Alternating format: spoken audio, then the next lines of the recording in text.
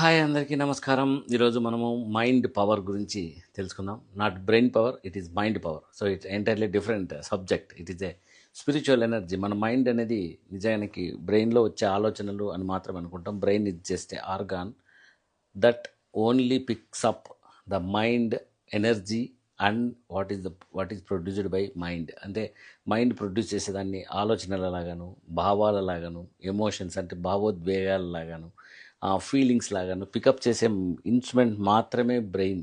మిగతాదంతా కూడా మనకున్న mind power, soul and mind power. Soul అనేది మనం చెప్పిన అర్థం కాదు కాబట్టి నాకున్న mind power. So mind power ఎంత పవర్ఫుల్ అంటే అది కేవలం ఆలోచనలు మాత్రమే ఇస్తుంది, రకరకాల ఆలోచనలు మాత్రమే ఇస్తుంది, రకరకాల ఆలోచనలు మాత్రమే ఇస్తుందని మాత్రం మనకు తెలుసు అనుకుంటాం, మన వరకు ఇంతవరకు ఉన్న సబ్జెక్ట్. కానీ అలా కాదండి. So mind is a entirely different subject. It's a wonderful subject regarding spirituality.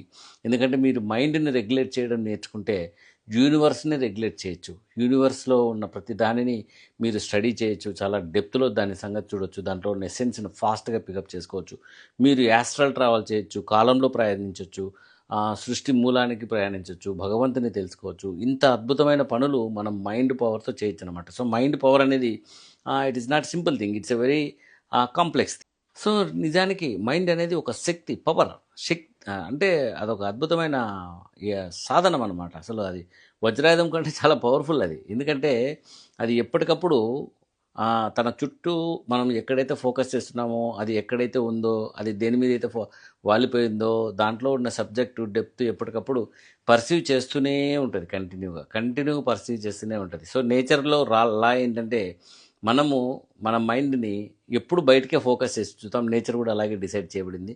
So ఎప్పుడు మైండ్ మనకు బయటే ఉంటుంది కాబట్టి ఎప్పుడు కూడా బయట విషయాలు, బయట పదార్థాలు, బయట బయట పరిస్థితులు, బయట విషయాలన్నీ కూడా ఎప్పటికప్పుడు చేసుకుంటూ ఉంటుంది. అది చేసుకున్నందువల్ల ఏమవుతుందంటే మైండ్కున్న కెపాసిటీ ఏంటంటే దాంట్లో ఉన్న ఎస్సెన్స్, నాలెడ్జ్, దాంట్లో ఉన్న ఏమని చెప్తారు, డెప్త్, స్థౌల్యత్వము, సూక్ష్మత్వము.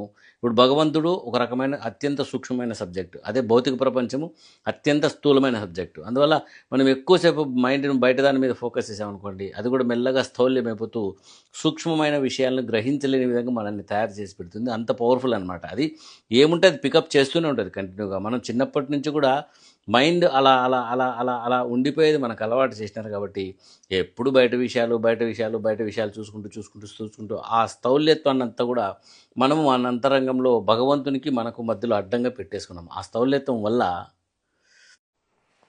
సో అది మాత్రమే చేస్తుంది అది. సో అది దాని పాటికి అది ఎప్పుడు కూడా వైబ్రేటింగ్ మోడ్లో ఉంటుంది. కానీ ఎప్పుడు వైబ్రేటింగ్ మోడ్లో ఉంటూ రకరకాలుగా ఎనర్జీ దాంట్లో మల్టిప్లై అవుతూ రకరకాల సబ్జెక్ట్స్ పికప్ చేస్తూ ఉంటుంది. బట్ మనం ఎలా ఉండాలనుకుంటున్నామో అది మాత్రం అలాగే ఉంటుంది అంతే. మనం నెగిటివ్ కావాలనుకుని ఆలోచిస్తుంటే నెగిటివ్గానే ఉంటుంది. మనకు బ్యాడ్ ఐడియాస్ రావాలనుకుంటే బ్యాడ్ ఐడియా ఇస్తుంది. పాజిటివ్ ఐడియా రావాలనుకుంటే పాజిటివ్ ఐడియా ఇస్తుంది. పాజిటివ్ ఎనర్జీ రావాలంటే పాజిటివ్ ఎనర్జీ మన హృదయంలో నుంచి తీసుకుంది. మన చుట్టుపక్కల ఉన్న దాంట్లో నుంచి పాజిటివ్ ఎనర్జీ మాత్రమే పికప్ చేస్తుంది. అందువల్ల మనిషి ఎలా ఆలోచిస్తే అలా అని చెప్పి జేమ్స్ అలెన్ ఆయన యాజ్ ద మ్యాన్ థింక్ అత చెప్పి బుక్ రాశాడు. వీలైతే ఆ బుక్ చదవండి. ఎందుకంటే ఇదంతా మైండ్కున్న ఒక అద్భుతమైన శక్తి, నాట్ బ్రెయిన్. మళ్ళీ చెప్తున్నాను, బ్రెయిన్ గురించి కాదు. బ్రెయిన్ ఒక ఇన్స్ట్రుమెంట్ మాత్రమే. మైండ్ పవర్, మన హృదయంలోకి పైన ఉన్న మైండ్ పవర్, ఇది మైండ్ రీజన్ అంటారు. సో ఆ మైండ్ రీజన్లో జరిగే రకరకాల మార్పులు అనమాట ఇవి. అందువల్ల మైండ్ ఎప్పుడు కూడా రకరకాలుగా ఫోకస్ అయింది అనుకుంటుంటాం. నో, దానికి బై బర్త్ అలాంటి క్యారెక్టరిస్టిక్స్ అన్నీ ఇచ్చాడు భగవంతుడు. So that will be not monotonous. ఎప్పుడు కూడా వైబ్రేట్ అవుతూనే ఉంటుంది. రకరకాల ఆలోచనలు పుట్టిస్తూనే ఉంటుంది, రకరకాల ఎమోషన్స్ పుట్టిస్తూనే ఉంటుంది. మనం కామ్ కావాలి, మనం బాగుండాలని, మనం ప్రశాంతంగా ఉండడం నేర్చుకోవాలనుకుంటే అది కూడా మెల్లగా మనకు సహకరిస్తుంది. మెల్లగా అలా మనకు రకరకాలుగా హెల్ప్ చేసే ఒక అద్భుతమైన సాధనం మైండ్ పవర్. అందువల్ల అద్భుతమైన మైండ్ పవర్ని మనకు తెలియకుండా ఒక బ్యాడ్ ఐడియా మీద పెట్టామనుకోండి, దాంట్లో ఉన్న బ్యాడ్ అంతా తీసుకొచ్చి మన హృదయంలో చేర్చుకుంటూ, సో స్థౌల్యత్వం వల్ల మనము సూక్ష్మమైన విషయాలు గ్రహించేది మెల్లమెల్లగా జన్మలుగా కోల్పోతూ ఈరోజు బయట కనిపించేదే నిజం, ఈ స్థౌల్యత్వమే నిజం, ఈ భౌతిక ప్రపంచమే నిజమనే ఒక కంటిన్యూ ఫిక్సేషన్ లేక వచ్చేసామన్నమాట. మైండ్కి అంత పవర్ ఉంది. మైండ్ ఏంటంటే మనం దేని మీద ఫోకస్ చేస్తే దాన్ని అలాగే పికప్ చేసి మనలో హార్ట్లో డిపాజిట్ చేస్తూనే ఉంటుంది.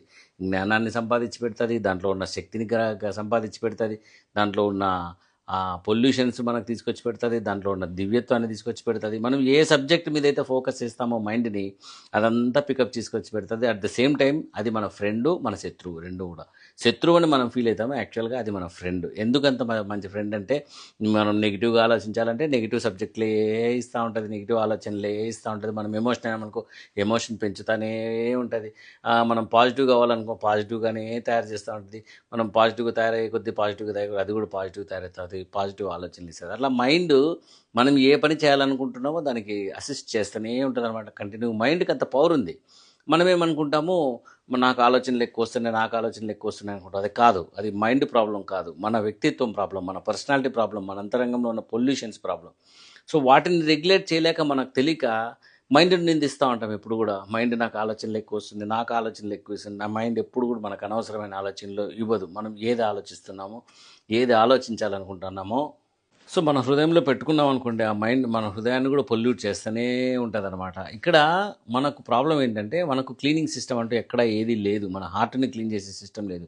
ఏమని చెప్పి మెంటల్గాను ఫిజికల్గాను పెట్టినారు కానీ నియమాలన్నీ కూడా. స్నానం చేయొచ్చు, శుభ్రంగా ఉండొచ్చు, ఆరోగ్యాన్ని కాపాడుకోవచ్చు. బట్ మన హార్ట్ని ప్యూరిఫై చేసే సిస్టమ్ నా వరకైతే హార్ట్ఫుల్నెస్ మెడిటేషన్లో ఉన్న క్లీనింగ్ పవర్ తప్ప, క్లీనింగ్ సెషన్ తప్ప ఏది కనపడలేదు. అందువల్ల హార్ట్ఫుల్నెస్ మెడిటేషన్లో ఆ క్లీనింగ్ జరగడం వల్ల మనలో ఉన్న స్థౌల్యత్వం మెల్లమెల్లగా తొలగిపోతూ ఆ మైండ్ ఇన్ని సంవత్సరాల నుంచి, ఇన్ని జన్మల నుంచి, మనకు చిన్నప్పటి నుంచి ఈ భౌతిక ప్రపంచం మీద ఫోకస్ మన ఈ భౌతిక ప్రపంచం మీద ఫోకస్ అయ్యి మన హృదయంలోకి తెచ్చిపెట్టిన స్థౌల్యత అంతా కూడా ఈ హార్ట్ఫుల్నెస్ మెడిటేషన్లో ఉన్న ప్రాణాహుతి శక్తి మెల్లమెల్లగా తొలగించేస్తూ మైండ్ను లోపలికి ఇంకా లోపలికి వెళ్తూ లోపల ఉన్న అత్యంత సూక్ష్మమైన భగవంతుని ఉనికిని మెల్లమెల్లగా పికప్ చేసుకుంటూ హృదయ చక్రం, ఆత్మచక్రం, అగ్నిచక్రం, వాయుచక్రం, నీటి చక్రం, ఇలా 5th పాయింట్, 6th పాయింట్, ఇలా ఎనర్జీ సెంటర్స్ అన్నీ ఉన్నాయి కదా, వాటన్నింటిలోనూ ఉన్నదాన్ని మనకు పికప్ చేసిస్తూ మనలో ఉన్న ఆ ఎక్స్పీరియన్సెస్ అనేది అద్భుతంగా పెంచుకుంటూ వెళ్ళిపోతుంది అనమాట. మైండ్కి ఆ పవర్ ఉంది. నువ్వు స్థౌల్యత్వం మీద పెడితే స్థౌల్యత్వము, మీద సూక్ష్మత్వం మీద పెడితే సూక్ష్మత్వం, నీకు ఏది కావాలో అది అది అది అలా ఫోకస్ అయి ఉంటుంది అంతే. సో దాన్ని రెగ్యులేట్ చేసేది కూడా నేర్చుకోవాలి. దానిపాటికి అదే రెగ్యులేట్ మాత్రం కాదు, అది ఎప్పుడు కూడా మనల్ని రకరకాలుగా డైవర్ట్ అయిపోతూ ఉంటుంది. సో ఆ డైవర్ట్ అయిన దాన్ని మనకు కావాల్సినట్టు కూడా డైవర్ట్ చేసుకోగలిగే కెపాసిటీ మనం సంపాదించుకోగలిగితే, మైండ్ను మన పనులకు కూడా వాడుకోగలిగితే అదొక అద్భుతమైన విషయం. సో కానీ అంత ఈజీ కాదు, ఎందుకంటే మైండ్ ఒక ఆ స్పీడు కాంతి వేగంతో పనిచేస్తుంటుంది. అది సామాన్యమైన వేగం కాదండి. కాంతి వేగం అంటే లైట్ స్పీడ్లో దాని పార్టికల్స్ అన్ని కదులుతూ ఎప్పటికప్పుడు నువ్వు ఒకటి ఆలోచించే లోపల 100 ఆలోచనలు ఇస్తుంది, 100 ఆలోచనలు చేసే లోపల 1000 ఆలోచనలు, 1,00,000 ఆలోచనలు టక టక టక టక టక ప్రొడ్యూస్ చేస్తూ ఉంటుంది. సో దాని స్పీడ్ని మనం అందుకోవాలంటే దాంట్లో ఉన్న కీ పాయింట్స్, దాన్ని అది వైబ్రేట్ అయ్యే కెపాసిటీ, అది మనకి ఎలాంటి మనం ఎలా మూడ్లో ఉన్నామో అది ఎలా మూడ్లో రెస్పాండ్ అవుతుంది, మనకు రివర్స్ పోతుందా, ఆపోజిట్ పోతుందా, మనతో పాటు వస్తుందా, ఇవన్నీ కూడా కీ స్టడీస్గా గమనించగలిగి స్టడీ చేయగలిగినప్పుడు మైండ్ను మనం రెగ్యులేట్ చేయడం మెల్లమెల్లగా నేర్చుకుంటాం. దీనికి సాధన చాలా అవసరం. నాకైతే ఇంకా కంట్రోల్ కాలేదు, ఇంకా సాధన చేస్తూనే ఉన్నాను. సో కొంతమందికి ఫాస్ట్ ఉంటుంది, కొంతమందికి స్లో ఉంటుంది. నేను స్లో క్యాండిడేట్ స్పిరిచువాలిటీలో. మెటీరియల్గా కొద్దిగా ఫాస్టే కానీ స్పిరిచువాలిటీలో కొద్దిగా స్లోగానే ఉన్నాను, క్షమించండి. కానీ మైండ్కు ఉన్న ఇంకో అద్భుతమైన విషయం ఏంటంటే, మైండ్ అది ఎక్కడైతే ఫోకస్ చేస్తామో అక్కడ ఉన్నామంటున్నాం కదా, ఎప్పుడు మనకు ఇన్నర్గా లాక్ అయి ఉంటుంది. కాబట్టి బాడీలో అన్ని సిస్టమ్స్ గురించి స్టడీ చేస్తుంటుంది, మన ఆలోచనలు స్టడీ చేస్తుంది, మన ఎమోషన్స్ స్టడీ చేస్తుంది. అదే మైండ్ను మెల్లగా మనం రెగ్యులేట్ చేయగలిగి యూనివర్స్లో ఉన్న ఏ సబ్జెక్ట్లకైనా, ఏ మనిషిలోకైనా, ఏ పదార్థంలోకైనా కూడా, యూనివర్స్లో అని చెప్తున్నా, మొత్తం విశ్వంలో ఎక్కడికైనా కానీ, కాలంలోకి కానీ, భగవంతునిలోకి కానీ, ఎక్కడికైనా కానీ డైవర్ట్ చేసి అక్కడున్న ఎసెన్స్ని గ్రహించగలిగే గొప్ప విషయం ఉంది అందులో. సో అలా మైండ్ని ఎక్కడికి కావాలంటే అక్కడ చేసుకోవచ్చు అనమాట. Swami Vivekananda one of the example, he mastered his mind and he can keep anywhere wherever he wants. అంటే ఎక్కడ కావాలంటే అక్కడ మైండ్ని షిఫ్ట్ చేయగలిగే కెపాసిటీ ఆయనకు ఉండేది. ఓ రోజు జర్మనీ ఆయన బుక్ ఇస్తే దాన్ని కళ్ళు మూసుకొని చిట్టి రోబోలాగా టపుకుని చదివేశాడు. ఆ బుక్లో ఏ పేజీలో ఏ పదం ఉందో ఆయనకి జర్మనీ లాంగ్వేజ్ నుంచి చెప్పగలిగాడు అనమాట. ఆయనకి జర్మనీ రాదు, మా స్వామి వివేకానందకి ఆ బుక్ తీసుకున్నట్టు ఆయన. కానీ హీ కుడ్ పర్సీవ్ ఎవ్రీథింగ్. ఇక్కడ భాషతోనూ లిపితోనూ దేనితోనూ సంబంధం లేదండి. Mind is just grabbing knowledge and energy totally and essence. కాబట్టి అది స్పిరిచువల్గా జరిగే పెద్ద పని. అంత వండర్ఫుల్ మైండ్ పవర్ని మనం ఆడించుకోగలిగే స్థితికి మనం ఉన్నప్పుడే దానికి బానిసలుగా కాకుండా అది చూపించే 100, 200, 300 లక్షణాలకు, కోరికలకు, ఆశలకు దానికంతా కూడా పోకోకుండా, డైవర్ట్ కాకుండా చేసుకోగలిగినప్పుడే మనం జీవితాన్ని ఒక రైట్ డైరెక్షన్లో నడుపుతూ రైట్ విషయాలు కూడా మనం సాధించగలం అనమాట. సో మైండ్కి అంత కెపాసిటీ ఉంది. సో ఇది గ్రహించగలిగి మీరు నేనైతే హార్ట్ఫుల్నెస్ మెడిటేషన్ ది బెస్ట్ అంటే, ఎందుకంటే దాంట్లో అత్యంత సూక్ష్మమైన ట్రాన్స్మిషన్ అనే యోగ శక్తి అనే శక్తి మనకు అసిస్ట్ చేస్తూ మైండ్ను తొందరగా రెగ్యులేట్ చేసుకోవడానికి, మైండ్ను చాలా ఫాస్ట్గా రెగ్యులేట్ చేసుకోవడానికి చాలా చాలా హెల్ప్ చేస్తుంది. సో మెడిటేషన్ కూడా చాలా ఫాస్ట్ ఉంటుంది, క్లీనింగ్ వల్ల చాలా ఇంకా ఫాస్ట్గా మైండ్ క్లియర్ అయిపోతూ ఉంటుంది. ఇవన్నీ కూడా అడ్వాంటేజెస్ ఉన్నాయి హార్ట్ఫుల్నెస్ మెడిటేషన్లో. కాబట్టి మీరు కూడా హార్ట్ఫుల్నెస్ మెడిటేషన్ ట్రై చేసి చూడండి, వేరే సిస్టమ్స్ కూడా ట్రై చేసి చూడండి. ఏది ఫాస్ట్గా ఉంటే దాంతో మీరు మైండ్ రెగ్యులేట్ చేసుకొని జీవితాన్ని వండర్ఫుల్గా సాధించండి.